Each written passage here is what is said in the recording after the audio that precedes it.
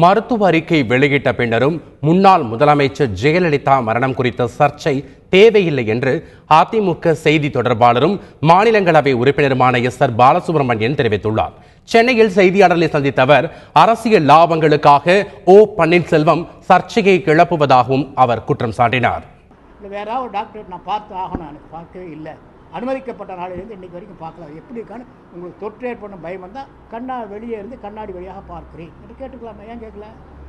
அவர் இந்த கேள்விகள் எழுப்பு நியாயமே, அது உடனடியாக எழுப்பியிருக்கலாம். இவர் டிசம்பர் மாதம் 5ஆம் தேதி ராத்திரி 11:30 மணிக்கு முதலமைச்சர் ஆயாச்சு. அதுக்கு பிறகு கிட்டத்தட்ட 60-65 நாள் முதலமைச்சர் வந்திருக்கார். அன்னைக்கு கேட்க முடியலன்னா கூட சந்தேகத்தை மற்ற பின்னால் கேட்டுக்கலாம். ஏன் கேட்கல? அவர் இன்று எழுப்புகிறது முறையல்ல, தேவையற்ற கேள்வி. அந்த கேள்வி அவர் எழுப்புவது நியாயம் இல்லை.